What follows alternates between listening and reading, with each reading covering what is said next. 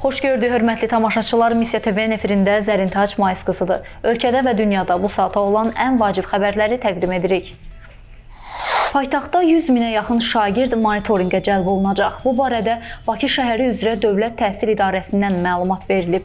Bildirilib ki, mayın 17-sində paytaxtdakı ümumi təhsil müəssisələrinin 4-cü sinifləri, mayın 18-də isə 6-cı sinifləri üzrə monitorinq təşkil olunacaq. Monitorinqin keçirilməsində əsas məqsəd şagird nailiyyətlərinin yaxşılaşdırılmasına nail olmaq, müvafiq standartlar üzrə bilik və bacarıqların hansı səviyyədə formalaşdığını müəyyən etmək və tədrisin keyfiyyətinin artırılmasından ibarətdir. 4-cü siniflərdə monitorinq tədris dili və riyaziyyat fənləri, 6-cı siniflərdə isə monitorinq tədris dili, təbiət və riyaziyyat fənləri üzrə aparılacaq. 4 saylı Regional Ekologiya və Təbii Sərvətlər İdarəsi və Ətraf Mühitin Çirklənməsinin monitorinq qrupunun əməkdaşları tərəfindən Sumqayıt şəhərində fəaliyyət göstərən ictimai iaşə obyektlərində son bir həftə ərzində aparılan monitorinqlər zamanı Gold Palace, Okean, Greenhouse, Xəlifə, Qərb, Həyat Sarayı, Bəyaz Saray, Sevgi Palace şadlıq sarayları, eləcə də Xan Ərkivan restoranlarından havaya normadan artıq tullantı atıldığı müəyyən edilib. Bu barədə Ekologiya və Təbii Sərvətlər Nazirliyinin mətbuat katibi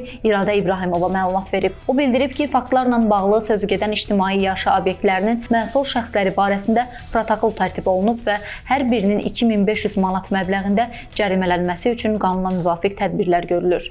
Naxçıvanda özünü vəzifəli şəxs kimi təqdim edərək dələduzluq edən şəxs polis əməkdaşları tərəfindən saxlanılıb.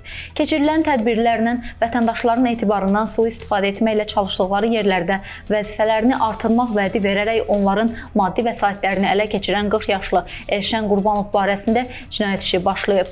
O, təqsirləndirilən şəxs qismində istintaqa cəlb olunub, araşdırmalar davam etdirilir. Ədliyyə Nazirliyinin penitensiar xidmətinin əməliyyat aparatının əməliyyat axtarış tədbirləri nəticəsində Bakı İstintaq Təcridxanasına narkotik və psixotrop maddələrin keçirilməsinin qarşısı alınıb. Bu barədə xidmətdən məlumat verilib. Bildirilib ki, həbs olunmuş şəxs Ramil Həsənoğlu Quliyev və anası tərəfindən gətirilmiş Sovqata baxış keçirilən zaman şalvarın cibində gizlədilmiş büküllərdə ümumi çəkisi 0,98 qram heroin və ümumi çəkisi 0,21 qram metafetamin aşkarlanıb. Faktla bağlı araşdırma aparılır. 2025-2026-cı illərdə Bakı metropoliteni Qapalı Səhmdar Cəmiyyətinə 30 vaqonun alınması nəzərdə tutulub. Bunu Oxu-Azın sorğusuna cavab olaraq Bakı metropoliteni Qapalı Səhmdar Cəmiyyətinin mətbuat xidmətindən bildirilib. Məlumatda qeyd olunub ki, istehsalçı müəssisə ilə razılaşmaya görə 2025-ci il ərzində 30 yeni nəsil vaqonu alınaraq Bakı metropoliteninə gətiriləcək və tam komplektləşdirmə aparılaraq xətlərə buraxılması istiqamətində tədbirlər görüləcək. Xətlər ayrıldıqdan sonra yaşıl xəttdə ancaq yeni nəsil qatarlar hərəkət edəcək. Bakı şəhərində və ətraf ərazilərdə nəqliyyat infrastrukturunun təkmilləşdirilməsinə dair 2025-2030-cu illər üçün dövlət proqramına görə bu dövrdə istismar müddətini başa vurmuş vaqonların əvəzlənməsi və 299 yeni vaqonun alınması planlaşdırılır. İran ABŞ-nin təklifini qəbul etməsə ciddi təzyiqlərlə üzləşəcək. Bunu ABŞ dövlət katibi Marco Rubio Fox News telekanalına müsahibəsində deyib. O bildirib ki, İrana dinc və firavan ölkə olmaq üçün fürsət verilib. İran heç vaxt nüvə silahı əldə etməməlidir və